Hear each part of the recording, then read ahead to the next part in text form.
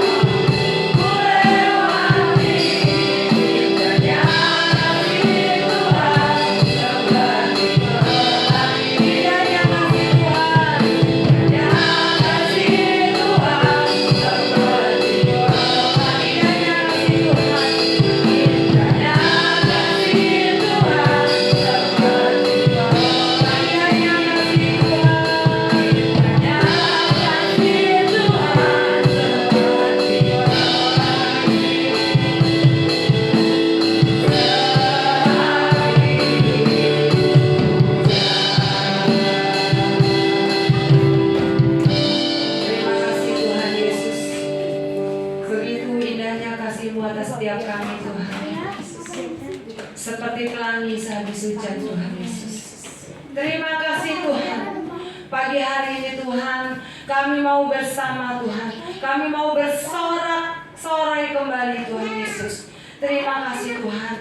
Biarlah Tuhan setiap kami boleh bangkit bersama Engkau Tuhan. Terima kasih Tuhan, terima kasih Roh Kudus. Sama-sama kita katakan, amin. Beri kemuliaan buat Tuhan Yesus lebih lagi.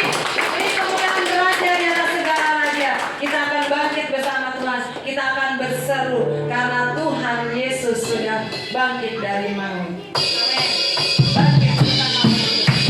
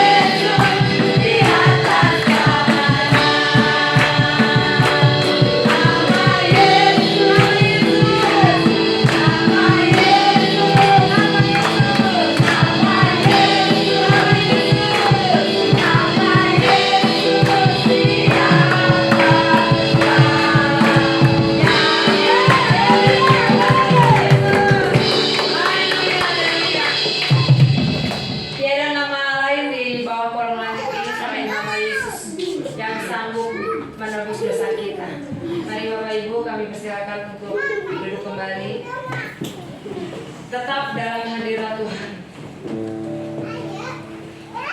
Saat ini Bapak Ibu, kita berjalan hanya dengan kuasa Tuhan. Terima kasih Tuhan Yesus. Tetap sikap menyembah. Terima kasih Tuhan Yesus.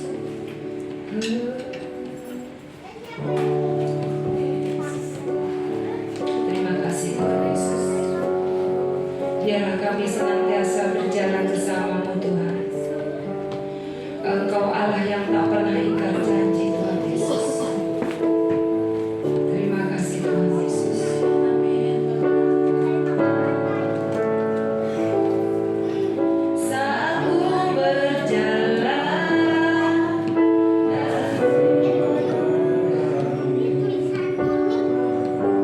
terima kasih Tuhan Yesus.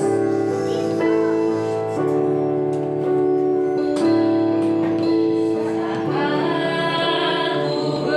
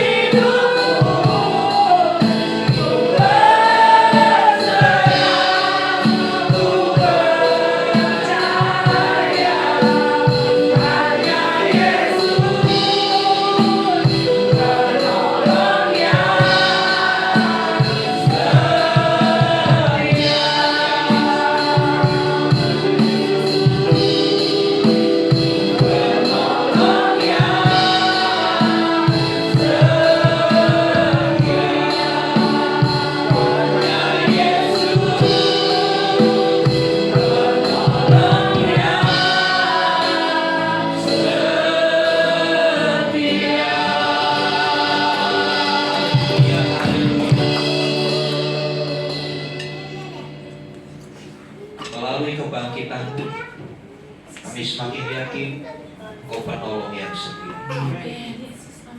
Engkau lebih tahu apa yang harus Engkau lakukan untuk setiap kami. Engkau lebih tahu bagaimana cara menangani kami, memproses kami. Ini hidup kami Tuhan, kami letakkan di tangan-Mu. Kerjakanlah hidup kami seturut dengan kehendak, supaya pada akhirnya kami boleh melihat kami semakin diserupakan dengan Kristus. Terima kasih Tuhan. Biarlah kami boleh mengalami Tuhan secara pribadi, karena pengalaman itu yang membuat kami berada di dalam tingkat iman yang lebih lagi. Kami lebih mempercayai Tuhan, kami lebih menyerahkan hidup kami kepada Tuhan. Terima kasih Tuhan. Berkati rekan-rekan kami yang sudah melayani dalam ujian penyembahan. Kiranya Tuhan terus sempurnakan pelayanan mereka. Tuhan memberkati. Terima kasih Bapak. Dalam nama Yesus kami berdoa. Amin. Amin. Silakan duduk Bapak Ibu Saudara. Shalom. Ya, terima kasih untuk teman-teman tim presentasi. Iya. Sebelum disampaikan firman Tuhan, ada yang ingin menyampaikan sesuatu. Silakan.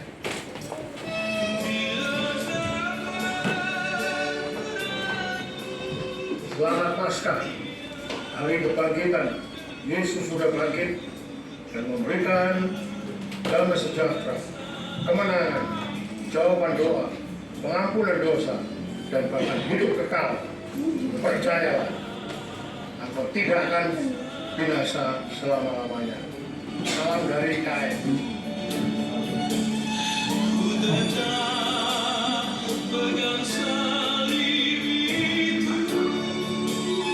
Ya, demikianlah ucapan selamat Paskah dari Bapak Rohani kita, Ketua Sinode Gereja Bethel Tabernakel, Bapak Pendeta Dr. Henok Sutopo. Ya, next, suatu saat kita akan undang beliau. Amin. Amin. Ya, sekarang dikasih Tuhan, Paskah, kematian dan kebangkitan Kristus itu paket lengkap. Ya, itu paket lengkap. Bukan hanya pengampunan dosa, tapi lengkap.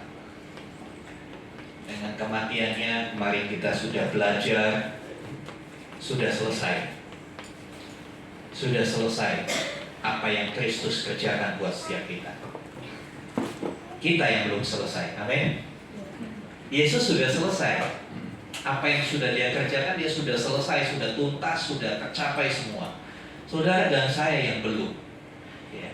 Kadang-kala kita masih belum selesai dengan apa? Dengan kemanusiaan kita, ya kan? Dengan ambisi-ambisi kita, dengan kemarahan kita, dengan ego kita. Sebab itu mari segera kita selesaikan. Amin. Karena apa? Dia bukan mati untuk selama-lamanya. Dia bangkit. Ya. Hari ini kita akan belajar salah satu peristiwa di dalam kebangkitannya. Ya. Aku telah melihat Tuhan. Ya. Ini adalah kata-kata pengakuan satu berita yang disampaikan oleh seorang wanita, Maria Magdalena. Kita lihat dulu di dalam Yohanes pasal 20 ayat yang ke-18. Injil Yohanes 20. Injil Yohanes 20 ayat yang ke-18.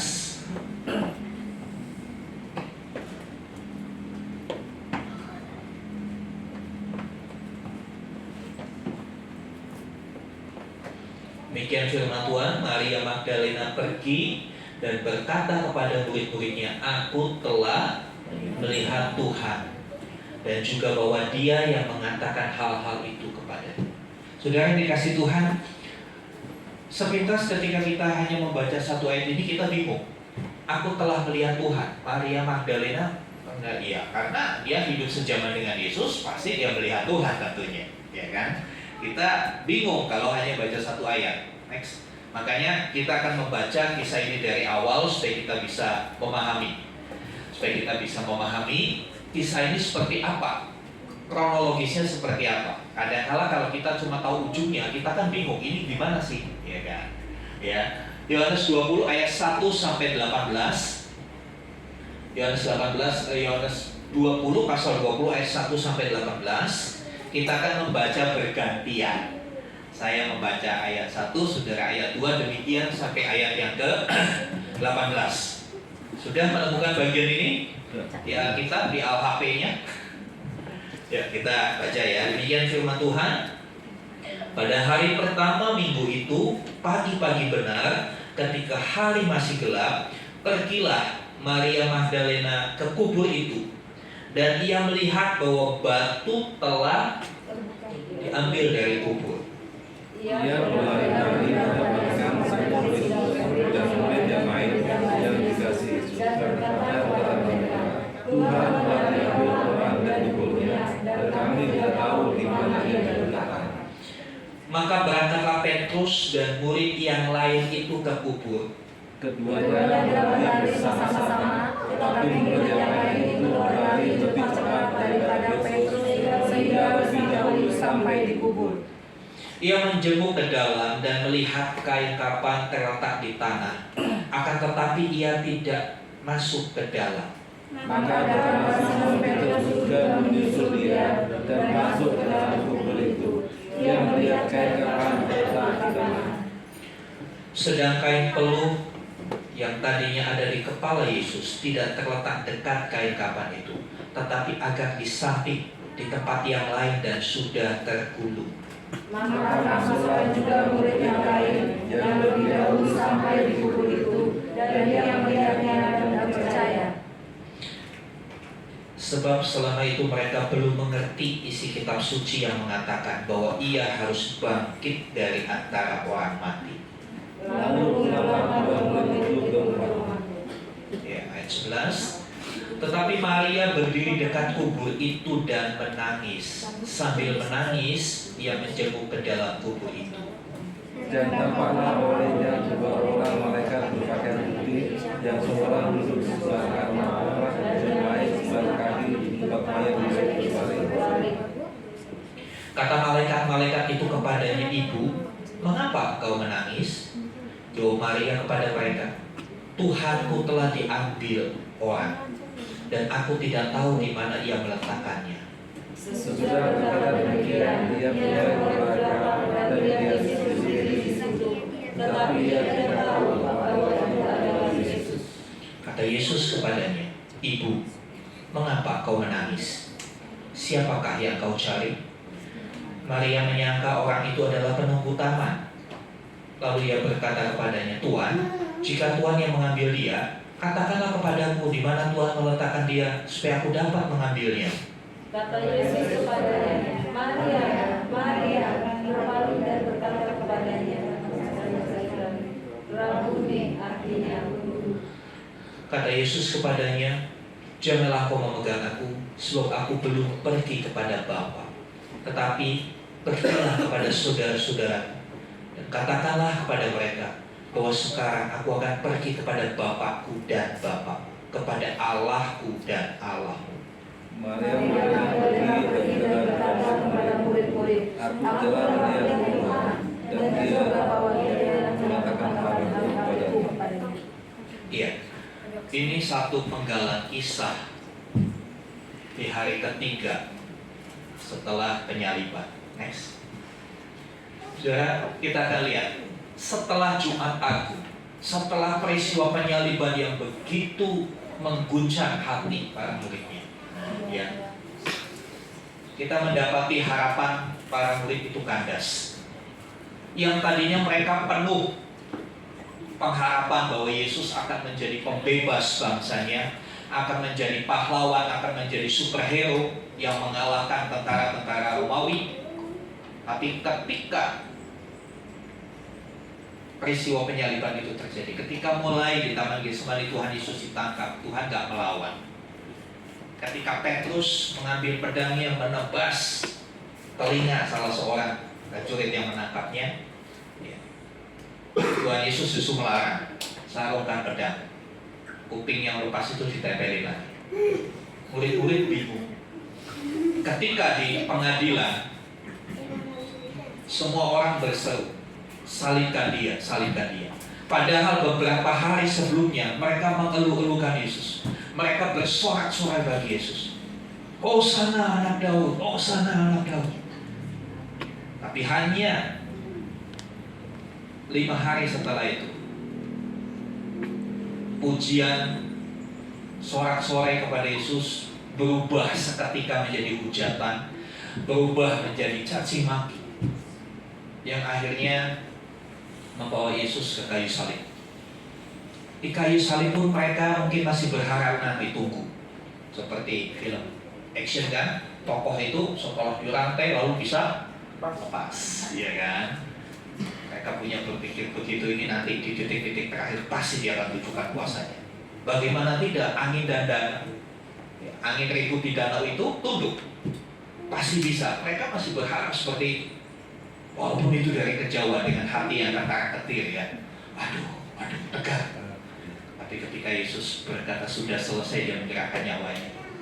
Kalau saudara ada di kondisi seperti itu, barangkali kita juga tidak jauh beda seperti mereka, hilang pengharapan. Kita berpikir, ya, yang diharapkan kok seperti ini, mati. Ya bagi kebanyakan orang mati adalah satu akhir dari segala sesuatu. Tapi justru kematian Kristus bagi orang percaya adalah awal dari pengharapan yang baru, awal dari sebuah kemenangan yang sudah dia berikan kepada kita. Jumat Agung bukan akhir, walaupun dia berkata sudah selesai dalam konteks dia selesai dalam kemanusiaannya, dia selesai menyatakan kasihnya yang terbesar, dia selesai dalam misinya, dia menyelesaikan pertempuran itu. Dan faktanya dijumpai di hari ini, hari kebangkitan, dia menang. Kemarin saya katakan tidak ada tokoh agama manapun yang mati dan bangkit, hanya Yesus. Catat itu baik-baik. Tidak ada tokoh agama manapun yang mati dan bisa bangkit, hanya Yesus yang bangkit. Itu sebabnya bersyukur kita boleh mengenal Dia. Saudara yang dikasih Tuhan, sepertinya kalah. Kalau orang yang saudara bangga-banggakan tiba-tiba mati, dihukum mati, disalib, kalah. Udah gak ada lagi. Yang tadinya ada sedikit harapan yang mudah-mudahan, ya kan, mudah-mudahan terakhir di detik-detik terakhir di kayu salib dia lepaskan, ya hajar semua tentara Romawi itu. Tapi enggak juga. Saudara yang dikasih Tuhan, setelah penyaliban itu para murid mengalami kondisi super galau. Kalau hari-hari ini saudara galau, murid-murid Tuhan pada waktu itu mengalami keadaan yang super galau. Galaunya bertingkat-tingkat. Kenapa? Yang diharapkan ternyata mati. Saudara yang dikasih Tuhan, apakah kisah ini berakhir? Oh tidak. Next. Iya. Jumat berganti hari menjadi Sabtu. Sabtu mereka masih dikuasai oleh kegalauan yang luar biasa. Mereka tidak tahu mau bagaimana. Mereka kehilangan arah. Mereka bingung mau gimana lagi. Pemimpinnya nggak ada. Pemimpinnya nggak ada. Kalau tiba-tiba nih, ya ini kita berandai-andai. Tapi saya tidak mengharapkan seperti itu. Kalau tiba-tiba Tuhan panggil saya sebagai gembala saudara, pasti saudara bingung, betul ya? Mau dibawa kemana GBT People Community? Pak gembalanya dipanggil Tuhan. Saudara yang dikasih Tuhan. Itulah kondisi mereka di hari Sabtu itu. Makanya gereja menyebutnya Sabtu sepi atau Sabtu sunyi. Ya karena sunyi sepi. Mereka sedang asik berkumpul dengan pikirannya. Mereka sedang asik dengan perasaannya. Aduh ini bagaimana? Tidak ada pertemuan, tidak ada perayaan. Padahal Sabtu itu Sabat. Mereka harus merayakan Sabat, tapi mereka dalam Sabat itu Sabat yang benar-benar sepi. Mereka nggak tahu apa yang harus mereka perbuat, sikap apa yang mereka harus ambil. Ya mereka hanya melakukan sesuatu yang normatif, yang umum biasa dilakukan. Kalau orang sudah mati, lalu hari ketiga dikunjungi lagi kuburnya. untuk dirempah-rempahi jenazahnya. Itu budaya mereka pada waktu itu. Ya, budaya mereka pada waktu itu. Ya, saudara yang dikasih Tuhan, dikatakan Minggu pagi. Ya, Minggu pagi benar, hari masih gelap. Ya, Maria Magdalena, dalam kitab Injil yang lain disebutkan Maria Magdalena dan beberapa perempuan. Mereka datang ke kubur Yesus. Untuk apa? Merempah-rempahi, seperti kebiasaan atau tradisi Yahudi pada masa itu. Mereka datang ke kubur pagi-pagi benar, tetapi apa yang terjadi di situ? Kubur waktu itu beda dengan kubur sekarang. Kubur sekarang tanah digali, betul? Tanah digali, jenazah ditaruh di timur. Tapi kubur pada masa itu, kubur di Israel itu bukit, ada gua, jenazah dimasukin ke dalam gua, ditutup pakai batu yang besar. Ketika mereka sampai ke dekat kubur, mereka melihat bahwa batunya sudah terguling, sudah bergeser. Kaget dong mereka, waduh, benarnya pasti ada yang ambil, dicuri. Sehingga perempuan-perempuan itu, ya, Maria Magdalena, kenapa di Injil Yohanes disebut Maria Magdalena? Itu sepertinya penulis Injil Yohanes itu mau men-spotlight, ya, mau mengarahkan kameranya, fokusnya supaya kita pembacanya fokus pada sosok yang bernama Maria Magdalena. Mereka balik lagi cerita sama murid-murid yang lain. Mereka bilang, itu kuburnya kosong, batunya, Tuhan kita dicuri. Tuhan kita dicuri, udah mati dicuri. Ada seperti jatuh ketimpa tangga. Yes, ya. Udah mati hari Jumat, ini ketemu hari Minggu, kok hilang jenazahnya? Ya, saudara dikasih Tuhan, Maria Magdalena adalah orang yang pertama mengikut Tuhan. Ayat 1 sampai ayat 10, dia datang cerita sama murid-murid yang lain. Dan dalam ayat 1 sampai 10 diceritakan di situ Petrus dan satu orang murid yang lain. Siapa? Yohanes. Petrus dan Yohanes bergegas lari, ingin membuktikan berita yang disampaikan Maria Magdalena. Dia datang, dia lihat, wah, benar kosong. Dikatakan ada kisah yang seperti sedikit didramatisir. Murid yang lain itu larinya lebih cepat, Petrusnya ketinggalan. Petrusnya ketinggalan. Lari lebih cepat, dia lihat, dia nggak masuk, dia cuma menengok pintu gua, dia lihat benar kosong. Petrus datang nyusul, Petrus masuk, lihat kosong. Nah, saudara yang dikasih Tuhan, Maria Magdalena ikut lagi, balik lagi ke situ. Dua orang ini melihat kosong dan mereka bingung. Kondisi kejiwaan mereka, kondisi psikologis mereka tambah kacau. Sudah mati, pemimpinnya mati, sekarang mayatnya hilang, jenazahnya hilang. Tambah gak karu-karuan pemikiran mereka. Akhirnya dengan putus asa di dalam ayat 10 dikatakan mereka pulang. Lalu pulanglah kedua murid itu ke rumah. Pulang, ya sudah, mau dicuri mau apa? Ya udah pulang. Gak ada yang bisa mereka lakukan. Dan yang menarik di dalam ayat yang ke-11, dalam ayat 11 dikatakan, tetapi Maria berdiri dekat kubur itu dan menangis. Maria gak ikut pulang. Maria gak ikut pulang. Dia ada di dekat kubur, gak masuk. Dia ada di dekat kubur, dia nangis. Saudara tahu gak nangisnya kenapa? Tambah galau. Kenapa? Bingung, ini kemana? Ini apa yang terjadi? Ini mau bagaimana sih? Sebentar kita lihat, siapakah Maria Magdalena? Maria Magdalena, kalau saudara melihat informasi di dalam Lukas 8 ayat 2 dan 3, jadi waktu Tuhan Yesus aktif melayani, ada orang-orang yang membantu pelayanan. Dan di antara orang-orang ini ada laki-laki dan ada perempuan. Maria Magdalena adalah salah satu perempuan-perempuan yang ikut dalam pelayanan Tuhan Yesus. Ya, mungkin bantu nyiapin konsumsi, bantu beres-beres seperti itu. Ya kan? Dan sosok Maria Magdalena itu adalah kalau orang Yahudi itu punya kebiasaan namanya siapa lalu diikuti nama daerahnya. Misalnya Didi Hendrianto Klatenisme, berarti dari Klaten gitu ya. Rudi Manurung Sumut, ya, Sumatera Utara misalnya. Disebut nah, Magdalena itu dari kata Magdalit. Magdalit itu ada satu daerah namanya Magdala. Jadi Maria dari Magdala. Dia asalnya dari tempat kota kecil yang nama Magdala.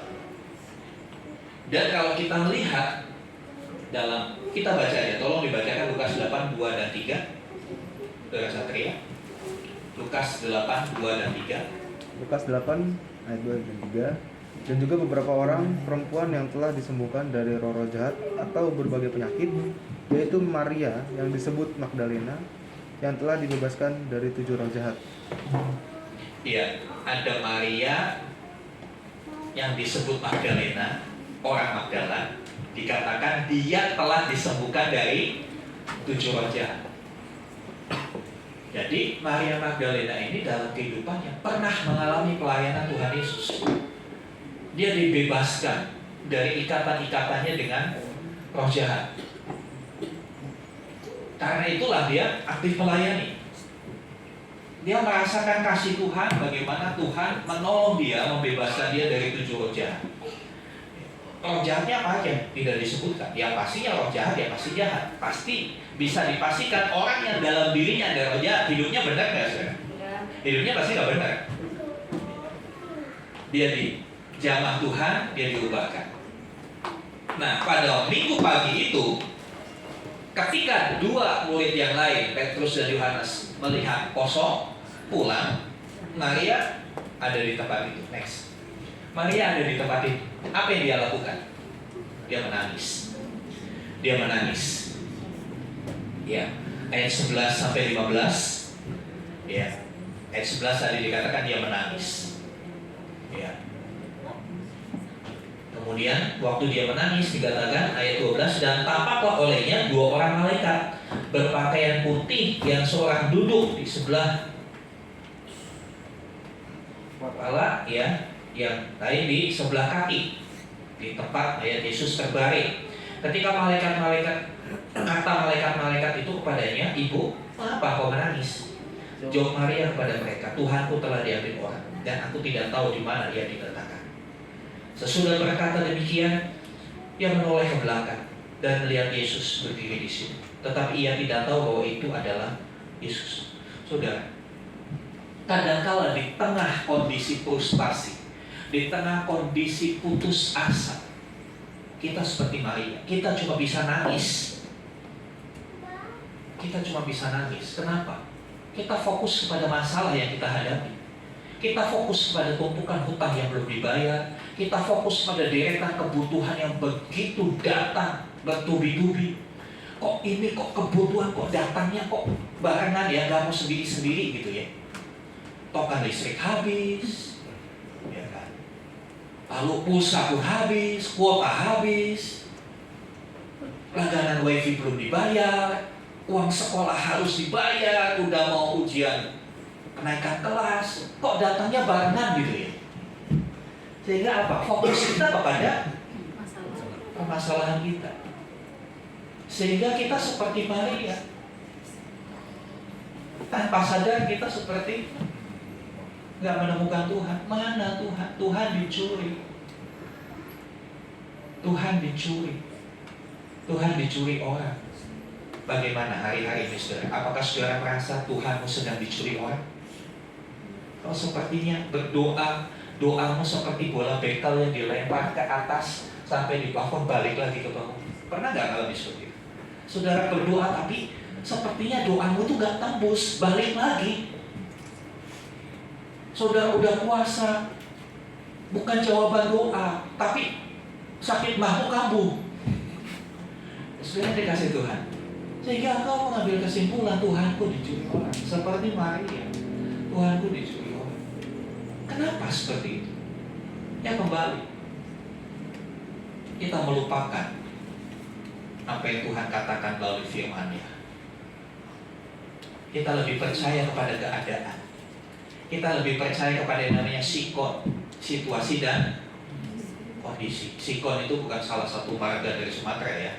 Karena marga dari Sumatera kan banyak ada Silaban, Simatupang, Situmorang, ya kan, si ada sini. Jadi sikon itu situasi dan kondisi. Sering kita terlalu fokus kepada situasi dan kondisi yang kita hadapi, sehingga kita melupakan firman-Nya. Sebetulnya murid-murid ini sudah berulang kali menerima pengajaran, menerima berita dari Tuhan Yesus bahwa Tuhan Yesus akan mati, disalib dan akan bangkit. Dia tahu, tapi karena fokus kita kepada masalah, fokus mereka kepada masalah, lupa firman Tuhan. Berapa banyak kita sebagai orang-orang percaya di tengah masalah kita lupa sama firman? Saya bukan lupa Pak, memang saya nggak tahu kalau ada firman itu. Kenapa? Ya saya nggak pernah baca Alkitab Pak. Ya salahmu dewe. Ya.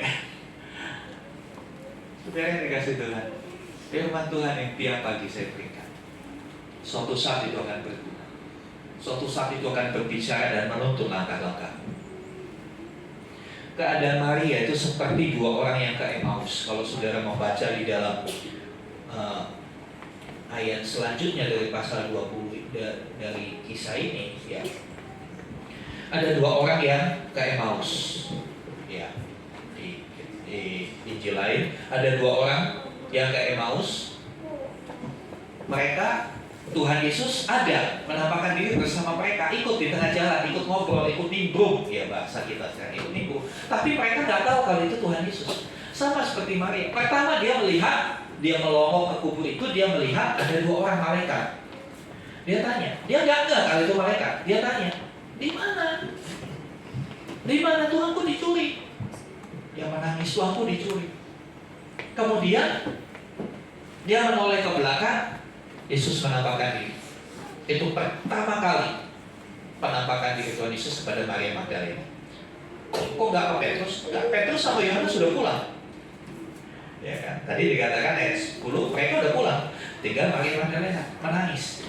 Dia lihat Yesus. Dia dikatakan dia tidak tahu kalau itu Yesus. Dia mengira itu penjaga kubur. Dia tanya,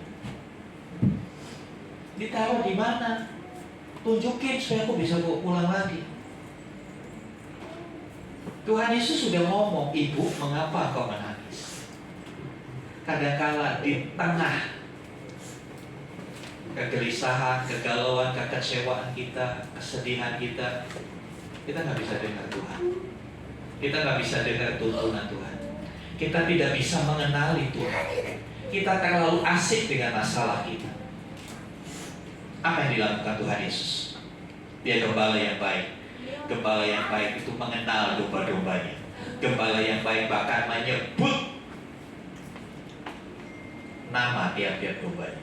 Dia berkata, Maria. Dia nggak ngomong macam-macam. Dia panggil namanya, Maria.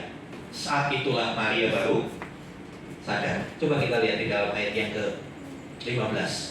Kata Yesus kepadanya, Ibu, mengapa engkau menangis? Dia masih nggak tahu waktu Yesus bilang ini. Ya, siapakah yang kau cari? Maria menyangka orang itu adalah penunggu taman. Ia berkata kepadanya, Tuhan, jikalau Tuhan mengambil dia, katakanlah kepadaku di mana Tuhan meletakkan dia, supaya aku dapat mengambilnya. Kata Yesus kepadanya, Maria. Maka berpalinglah dan berkata kepadanya dalam bahasa Ibrani, Rabuni, artinya guru. Setelah namanya disebut, Maria baru tersadar bahwa itulah Tuhan. Kata Rabuni artinya guru itu adalah panggilan tertinggi bagi orang yang sangat dihormati pada waktu itu. Maria baru sadar bahwa Yesus menjumpai dia. Next. Ya. Ada satu titik balik di ayat 16 ketika namanya dipanggil, Maria tersadar. Saudara, saya berharap kita menemukan titik balik dalam hidup kita, turning point dalam hidup kita.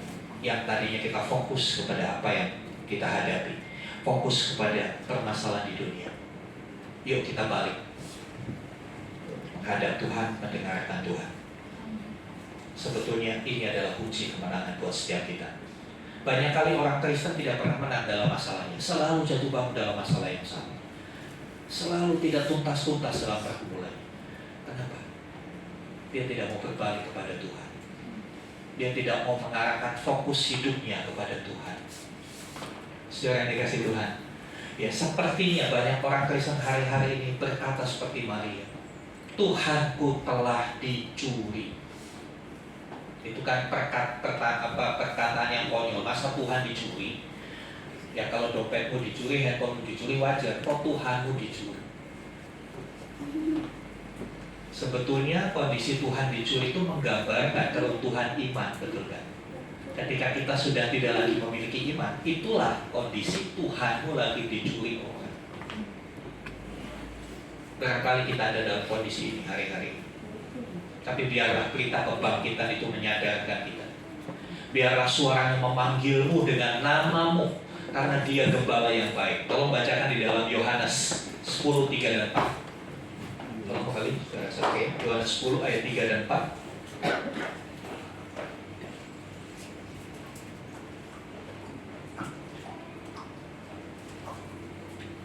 Pakai mic supaya bisa terdengar. Yohanes 10 ayat 3 dan 4. Untuk dia menjaga membuka pintu dan domba-domba mendengarkan suaranya, dan ia memanggil domba-dombanya masing-masing menurut namanya dan menuntunnya keluar. Jika semua dombanya telah dibawanya keluar, ia berjalan di depan mereka, dan domba-domba itu mengikuti dia, karena mereka mengenal suaranya. Iya, gembala itu memanggil domba-dombanya dengan namanya masing-masing. Saudara, ayat ini menunjukkan bahwa Tuhan itu begitu mengenal kita. Tuhan mengenal pribadi lepas pribadi kita. Kalau saya menyebut nama satu orang, berarti saya tahu, saya kenal orang itu namanya A. Tuhan mengenal setiap kita. Tuhan mengenal apa yang sedang kita hadapi. Nah, saudara yang dikasih Tuhan, pengenalan itu yang akhirnya Maria tersadar. Maria berbalik. Inilah titik balik itu. Ya, di mana dia tadinya sedih karena Tuhannya dicuri, dia gembira karena dia menemukan Tuhannya lagi. Hari ini sudahkah kau menemukan Tuhanmu lagi? Amin. Yang selama ini mungkin hilang. Sepertinya saudara berkata, Tuhan tidak sertai aku, Tuhan cuma sertai kau baca.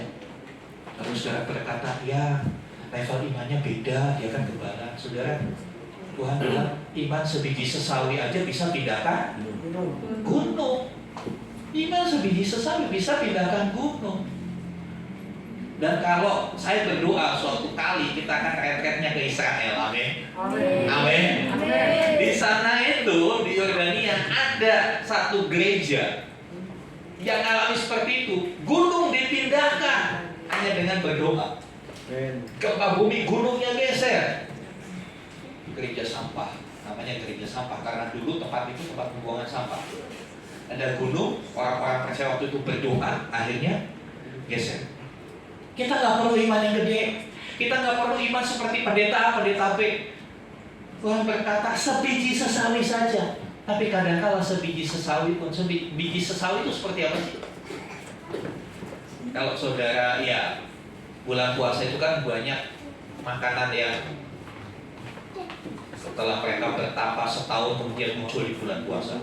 Contohnya kolak. Kolak kan munculnya cuma bulan puasa. Kalau hari lain nggak ada. Iya kan? Saudara tahu biji selasi? Kecil banget, lebih kecil dari biji wijen. Kurang lebih biji sesawi itu seperti itu.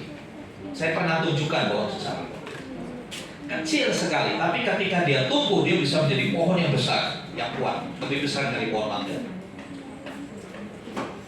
Kalau kita punya iman sebiji sesawi aja, Tuhan bilang gunung bisa pindah. Dan itu sudah dibuktikan dengan sejarah. Bukan omong kosong, bukan asbun asal bicara. Jadi sering dikasih Tuhan. Ketika hari ini atau hari-hari kemarin engkau merasa Tuhanmu seperti dicuri, Tuhan gak sertai saya, ayo mari biar melalui puasa kebangkitannya kita boleh mengalami titik balik, turning point dalam hidup kita, di mana kesedihan berubah menjadi sukacita, menjadi kegembiraan, yang keputusasaan menjadi berpengharapan. Saya percaya ketika Maria melihat Yesus yang bangkit, jiwanya, rohnya melonjak, rohnya bersukacita, pengharapannya kembali muncul. Yes, dia bangkit, masih bisa melakukan hal yang kayak dulu lagi. Karena apa? Dia punya pengalaman dengan Tuhan. Maria bukan orang yang baru kenal Tuhan, mereka punya pengalaman dengan Tuhan. Jadi saudara yang dikasih Tuhan, kondisi pernyataan Maria, Tuhanku dicuri, itu bisa terjadi buat setiap kita yang mungkin dulu pernah mengalami kuasa Tuhan, mengalami mujizat Tuhan. Karena sesuatu dan lain hal membuat kita merasakan seperti Tuhan udah gak ada lagi, Tuhan dicuri. Mana kuasa Tuhan, mana kasihnya, aku gak ngalami kok. Bukankah itu seperti yang Maria alami? Tapi ketika dia melihat Tuhan ada, Tuhan muncul di depannya, bisa ditangkap oleh indera penglihatannya dia, bisa ditangkap oleh indera pendengarannya dia, karena Tuhan ngomong dia dengar. Ya kan? Ada satu perubahan yang dialami Maria. Ada satu perubahan, ada satu semangat hidup untuk melanjutkan kehidupannya. Saudara yang dikasih Tuhan, yang tadinya takut, dia mulai ada keberanian. Dia mulai ada keberanian. Yes, dia bangkit. Ya. Seperti seorang anak. Ya. Ketika seorang anak jalan sama mama papanya di mall, tiba-tiba karena dia asik lihat mainan sana sini, dia terpisah dari orang tuanya. Pada saat itu si anak itu pasti takut, betul kan? Ya. Kehilangan papa mamanya. Mama, papa. Tapi coba bayangkan ketika anak itu setelah sekian waktu lamanya dia menangis mencari mama papanya, kemudian ketemu anak itu gimana? Reaksi emosionalnya, dia akan peluk mamanya, dia akan peluk kuat, dia nggak mau lepaskan, betul kan? Dia nggak mau lepaskan, dia berkata, aku nggak mau pisah lagi, betul kan? Dan saya bisa dipastikan dari peristiwa itu anak itu akan nempel terus sama mamanya, dia akan pegang terus mamanya, nggak mau dilepaskan. Dia kemana-mana pun dengan mamanya, nggak mau dilepaskan. Bahkan kalau perlu mamanya ke toilet pun ikut ke toilet. Dia nggak mau kehilangan lagi. Maria mengalami hal seperti itu. Ketika 3 hari itu dia kehilangan Tuhan, sekarang dia berjumpa. Reaksi spontannya dia pingin peluk. Tapi Tuhan Yesus berkata apa? Ada yang menarik di sini. Ya. Ayat yang ke-17. Kata Yesus kepadanya, janganlah engkau memegang aku, sebab aku belum pergi kepada Bapa.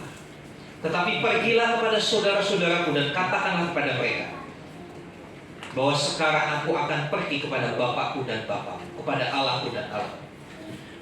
Ayat ini begitu banyak orang yang menafsirkan. Tapi saya mencoba mempelajari untuk peristiwanya.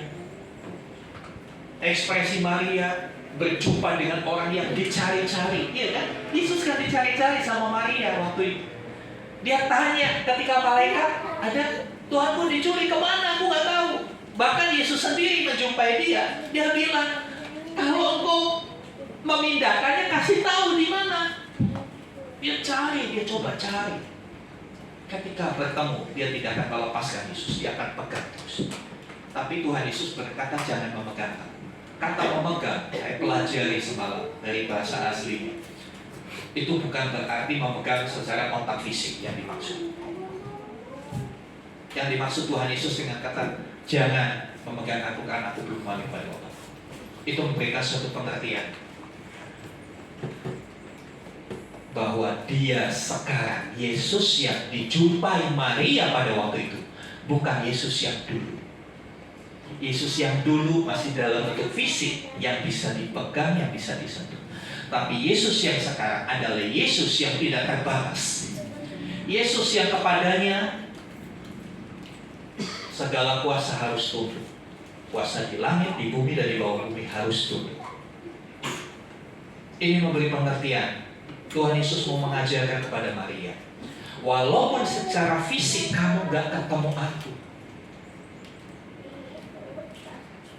aku bisa bersama-sama dengan kamu. Dan pesan ini juga disampaikan kepada kita.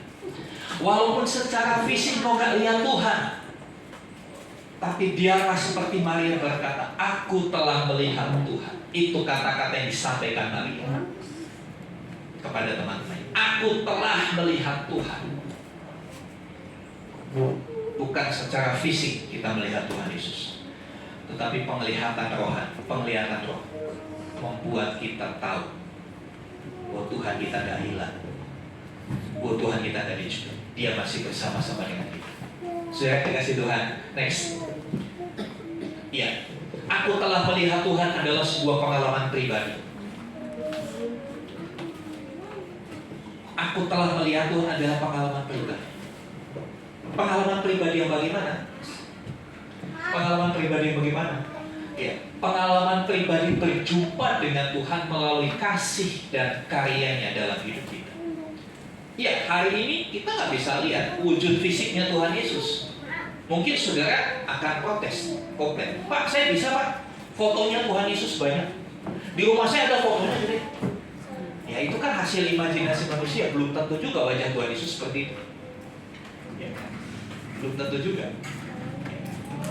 Tapi setidaknya kasih dan kuasanya kita bisa lihat sampai hari ini. Amin. Dia tidak selama-lamanya mati. Dia bangkit. Dan kebangkitannya itu membuka pintu untuk kita boleh mengalami kasih dan kuasanya terus-menerus. Kuncinya, pandang Dia, beralihlah, berbaliklah, ubah fokus dalam hidup. Ubah fokus dalam hidup. Hidup bukan hanya untuk menyelesaikan masalah, saudara. Hidup bukan hanya untuk mikirin masalah. Ada hal-hal lain yang bisa kerjakan selain dari fokus kepada masalah. Kalau fokus kepada masalah, masalahmu nggak akan kelar-kelar. Yang ada timbul masalah baru. Kenapa? Karena saudara fokus dengan masalah saudara. Yang ada engkau tidak produktif. Kadang-kala salah kirim pesan, salah kirim WA, salah kamar katanya. Kenapa? Karena kita nggak fokus. Ya. Kalau kita nggak fokus, bahaya. Kita mikirin masalah terus. Yang ada apa? Gula darahmu naik, tensimu naik, ya. Makamu nggak terkendali lagi. Tidur, nggak bisa tidur, kurang tidur, sakit. Mari kita mau fokus. Fokus yang benar adalah kepada Dia yang telah bangkit bagi kita. Karena dengan kebangkitannya, kemenangan di tangannya. Saudara yang dikasih Tuhan, pengalaman itu membuat Maria menjadi sosok wanita yang berani. Yang tadinya wanita itu cengeng, nangis dan nangis. Tapi saat dia mengalami Tuhan, dia langsung berbalik, dia langsung temui teman-temannya, dia dengan antusias. Ya, dengan antusias dia berkata, aku telah melihat Tuhan. Kata melihat di sini memiliki makna mengalami Tuhan. Mengalami satu perjumpaan dengan Tuhan. Bukan hanya melihat sepintas lalu. Ya, karena perjumpaan Maria di kubur yang kosong itu bukan sepintas lalu, ada interaksi. Tuhan Yesus menyatakan sesuatu. Tuhan Yesus menyampaikan pesannya kepada Maria. Biarlah setiap kita mengalami pengalaman seperti yang dialami Maria. Biarlah setiap kita bisa berkata, aku telah melihat Tuhan. Melalui karyanya, melalui kasihnya, melalui tuntunannya dalam hidup kita sehari-hari. Next. Ya, selanjutnya ayat 17. Ketika Tuhan berkata, jangan pegang aku balik pada Bapa. Tapi katakanlah, tapi ceritakanlah. Saudara, ternyata ada penugasan, ya, ada perintah untuk menceritakan pengalaman tersebut kepada orang lain. Kalau saudara mengalami Tuhan yang nyata dalam hidup, mengalami kasihnya dan kuasanya, kita punya tugas untuk mulai menceritakan kepada orang lain. Apa yang seringkali kita ceritakan sama orang lain? Kadang-kala kita hanya cerita masalah demi masalah kepada orang lain. Tahu nggak, aku tuh lagi susah, tahu, aku begini. Apakah itu adalah sesuatu yang bisa memberkati orang lain? Tapi ketika kau berkata, aku telah melihat Tuhan, aku mengalami kasih kasih dan kuasa Tuhan, cerita A sampai Z. Orang lain yang lemah akan dikuatkan. Itulah tujuannya Tuhan Yesus menjumpai Maria. Tuhan Yesus tahu bagian dari hidup Maria yang perlu diubahkan, cara berpikirnya. Yang tadinya berpikir bahwa Tuhan yang kalah, sekarang dia dengan perjumpaan itu dia berpikir Tuhan yang menang. Yang dulu dia berpikir ya Tuhannya lemah, sekarang dia berpikir Tuhannya jaya karena dia bangkit dari kematian. Saudara, tugas kita, mari kita mau ceritakan. Amin. Ceritakan kisah kebangkitannya yang tentunya bisa membangkitkan hidupmu lagi, membangkitkan semangat, membangkitkan iman. Ceritakan itu kepada orang. Next. Ya. Injil kerajaan ini akan diperintahkan seluruh dunia menjadi kesaksian bagi semua bangsa. Sesudah itu baru tiba kesudahan. Matius 24 ayat 14. Kiamat itu akan terjadi setelah Injil diberitakan ke seluruh dunia. Mau cepetan beritakan supaya Tuhan cepat datang. Amin. Cepetan beritakan. Tugasnya siapa? Kan Tuhan Yesus sudah selesai. Ya kan? Tuhan Yesus berkata Tuhan sudah selesai. Misinya dia sudah selesai. Berarti saudara dan saya melanjutkan tugas ini sampai saya kasih gambar peta dunia. Ya, itu bukan gambar dari pisang goreng ya. Gambar peta dunia. Kita disuruh pergi. Ya, enggak sih saudara disuruh pergi ke Ukraina, masih perang di sana. Paling tidak ke tetangga yang mungkin hari-hari ini sedang merasa kehilangan Tuhan. Kehilangan Tuhan berarti kehilangan pegangan, kehilangan tuntunan. Sudahkah kita ceritakan? Sudahkah kita kabarkan bahwa aku telah melihat Tuhan? Aku telah mengalami kasih karunia. Next. Oke. Ada satu video yang saya ingin putarkan buat kita. Jujur saya terberkati dengan video ini dan saya mau share buat saudara. Tolong dimatikan.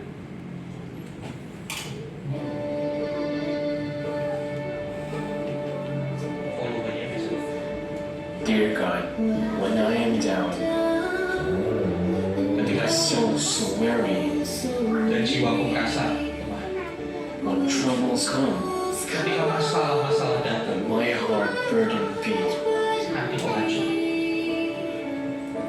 then I am still Tapi saya tetap and wait here in the silence di dalam keteduhan until you come sampai Kau datang ya Tuhan. and sit a while with Duduk di me. samping. Lord, you raise me up Yang mengangkat so I can stand in mountain. supaya aku dapat berdiri di atas gunung. Lord, you raise me up Kau mengangkat, to membangkitkan, walk on stormy sehingga aku seas. bisa berjalan di atas badai. Lord, I am strong, and I am on your shoulders. Ketika saya bersandar di bahunya, You raise me up Tuhan Kau mengangkat to more than I can be. sehingga saya dapat melakukan hal yang lebih dari yang saya bisa.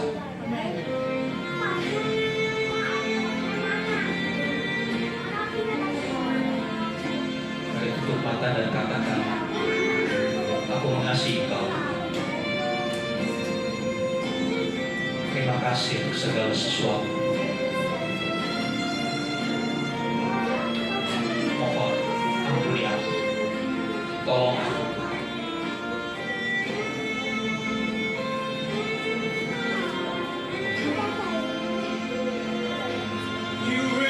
You raise me up so I can stand on mountain. Lord, you raise me up to walk on stormy seas. I am strong when I am on your shoulders, Lord. You raise me up to more than I can be.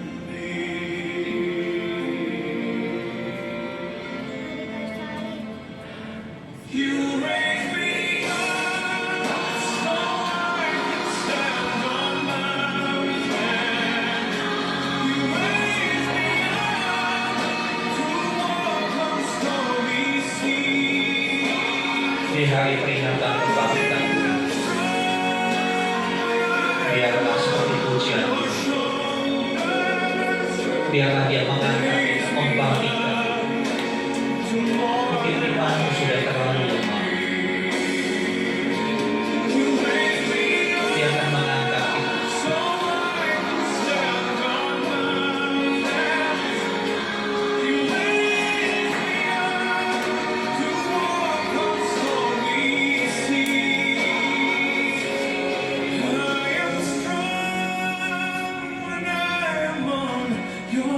Kita akan menjadi kuat ketika kita bersandar di bahunya Tuhan. Lord, thank you for raising me up to be more than I can be. Amen. Saya udah di present worship.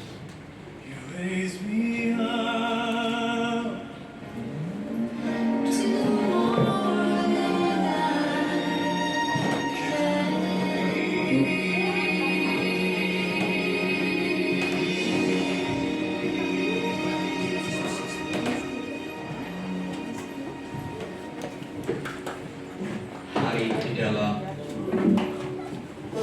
ketenangan, di dalam keteduhan. Biarlah engkau melihat Tuhan saat ini, melihat kasih-Nya yang begitu hebat, melihat kuasa-Nya yang luar biasa.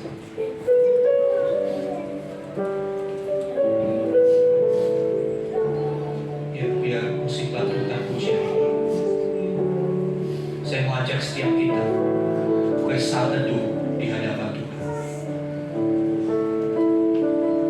Pikirkan kembali bagaimana Tuhan menolong kau di masa yang lalu.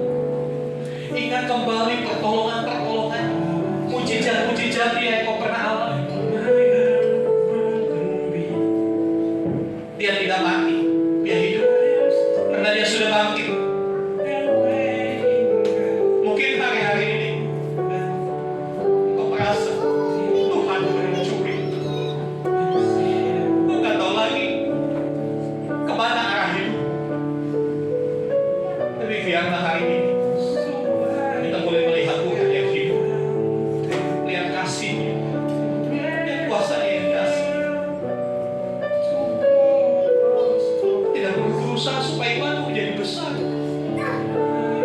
Karena Tuhan berkata, iman sebiji sesawi saja sudah cukup memindahkan gunung masalah bisa pindah beranjak dari hidup. Kalau kau masih mau mempercayai ini, seringkali kita lebih percaya pada kemampuan diri kita sendiri. Kita bekerja begitu, sehingga kita lupa makan, lupa istirahat. Akhirnya apa yang kita peroleh? Kita jatuh sakit. Yang ada, pengeluaran akan bertambah. Hari ini, di hari kembali,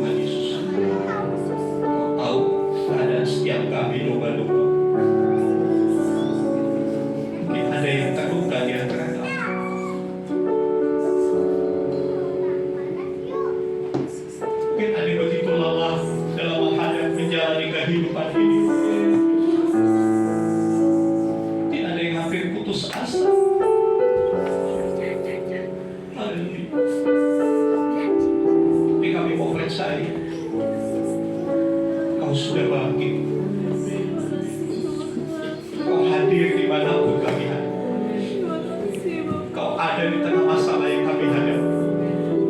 Ampuni kami kadang-kala kami tidak menyadari kehadiran. Kami terlalu fokus dengan masalah kami. Kami terlalu mengasihi diri kami sendiri. Ampuni kami Tuhan. Dan biar melalui kuasa kebangkitan-Mu yang hari ini kami rayakan, kami beroleh kekuatan. Kekuatan yang baru. Bukan untuk lari dari masalah, tapi kekuatan yang baru untuk kami berdiri menghadapi masalah kami, dan kami akan menang bersama dengan Tuhan.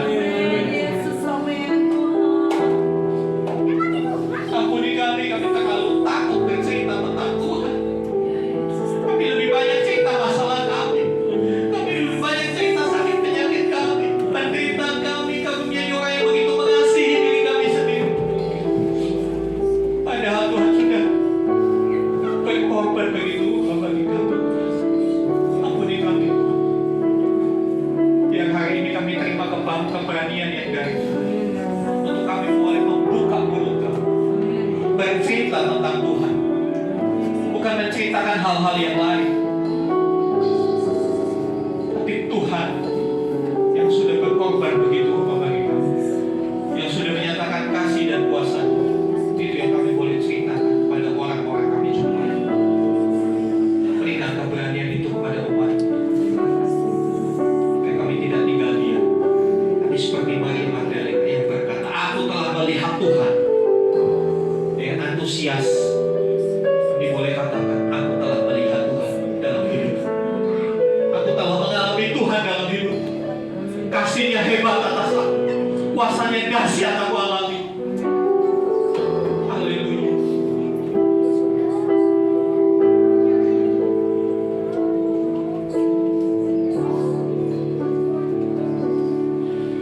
Terima kasih Tuhan untuk kasih setiamu yang ku alami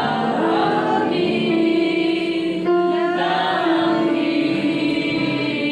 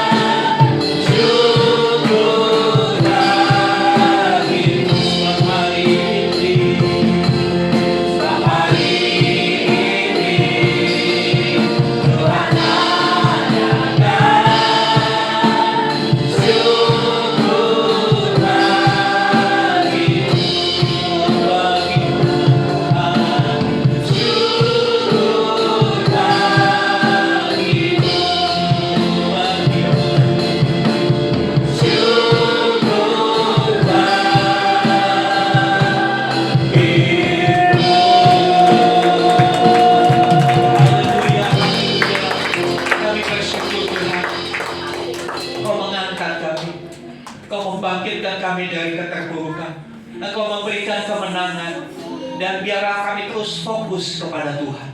Fokus kepada perkataan-perkataan-Mu, supaya kami tetap kuat menjalani kehidupan yang harus kami selesaikan. Kami percaya Engkau ada bersama dengan kami. Kasih kuasa-Mu menyertai kami. Terima kasih Tuhan. Kami bersuka, kami bergirang karena Engkau bangkit. Engkaulah satu-satunya Tuhan dan Juru Selamat kami.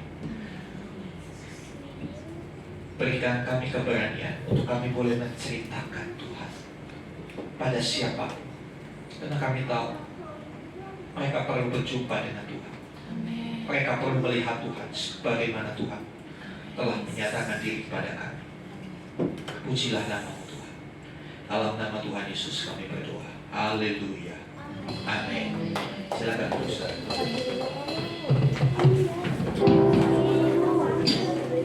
Terima kasih untuk Bapak Gembala yang telah menyampaikan firman Tuhan. Baik Bapak Ibu, sebelum kami lebih lanjut lagi datang sama Tuhan dan memberikan lebih baik, kita mau lihat adik-adik kita performa dulu. Oh, persembahan dulu. Oh ya.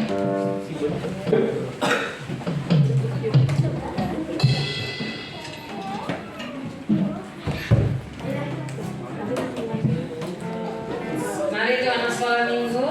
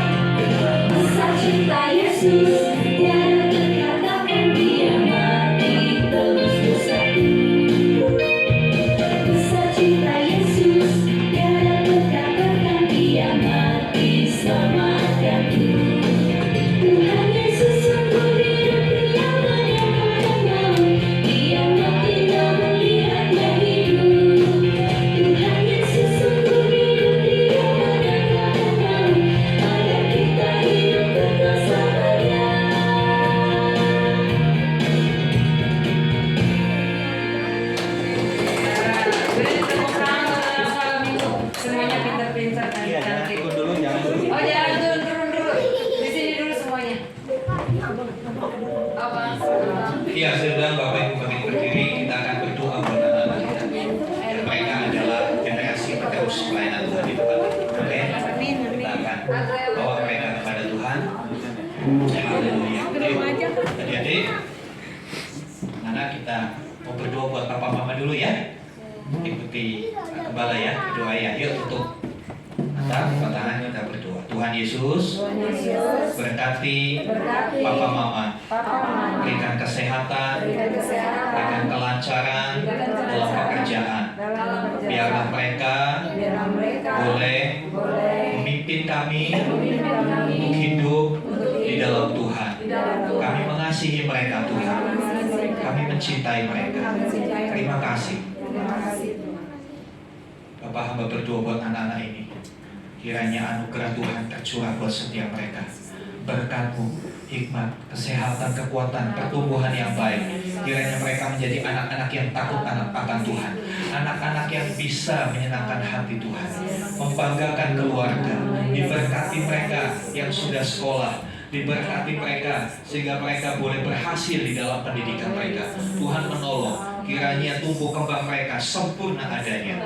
Tuhan berikan roh takut akan Tuhan sejak dari usia muda, sehingga mereka terus ada bersama-sama dengan Tuhan.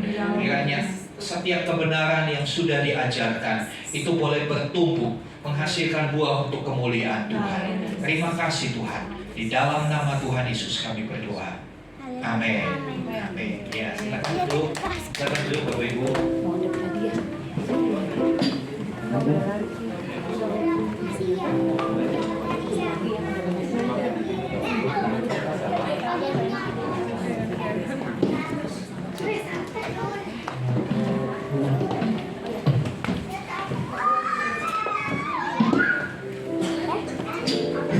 Baik Bapak Ibu, kita akan memberikan yang terbaik bagi Tuhan.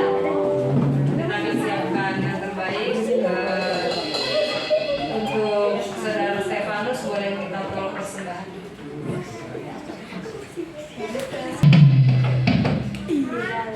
Mari kita berdoa. Tuhan terima kasih. Tuhan, terima kasih Tuhan, kami bisa bersyukur di dalam Tuhan. Dan terima kasih atas berkat hari Tuhan, kami hanya bisa memberikan apa yang sudah kami kerjakan untuk pekerjaan dari Tuhan. Agar setiap apa yang kami kerjakan Tuhan agar berkenan di hadapan Tuhan. Terima kasih yang Tuhan, doa yang kurang sempurna kami kerjakan demi kehadiran Tuhan. Haleluya, haleluya, amin. Terima kasih untuk Saudara Stefanus dalam pelayanannya. Kita akan mendengar. Haleluya. Bapa di surga, kami bersyukur kalau hari ini gereja Tuhan di seluruh dunia merayakan kebangkitan Tuhan. Karena kami tahu kebangkitan-Mu adalah tanda kemenangan. Kebangkitan-Mu menunjukkan bahwa Yesus Kristus adalah satu-satunya Tuhan dan Juru Selamat, yang olehnya kami beroleh pengampunan dosa dan kehidupan kekal. Biarlah kami terus fokus kepada Tuhan, bukan kepada masalah, bukan kepada dunia ini. Terima kasih Tuhan. Tuhan memberkati setiap umat Tuhan yang hari ini hadir, yang hari ini bersuka cita. Kiranya kuasa kebangkitan-Mu menyertai hari-hari kehidupan kami selanjutnya. Kami menjadi orang-orang yang berani. Kami menjadi orang-orang yang terus bersuka cita di dalam Tuhan. Biar kami boleh memandang dunia dan kami boleh menceritakan akan kasih dan karya kepada orang-orang di sekitar kami. Bapak, kami berdoa untuk saudara-saudara kami yang tidak dapat hadir karena sakit. Menyerahkan anak Gusti Jusnani kami serahkan dalam tangan Tuhan. Tuhan, pulihkan mereka sehingga mereka boleh kembali beribadah bersama-sama dengan kami. Ibu misilah sempurnakan kesembuhannya Tuhan. Kalau dia harus melewati proses yang masih begitu panjang, berikan kekuatan, berikan ketekunan. Biarlah tangan kuasa Tuhan boleh membuat semuanya berhasil dan ibu ini boleh kembali sehat seperti sedia kala. Kami berdoa untuk saudara-saudara kami yang sementara berada di luar kota atau sementara di tengah tugas pekerjaan. Kiranya Tuhan memberkati menyertai mereka. Kami juga berdoa buat anak Excel. Tuhan jamah anak ini. Kami mau katakan semuanya akan pulih.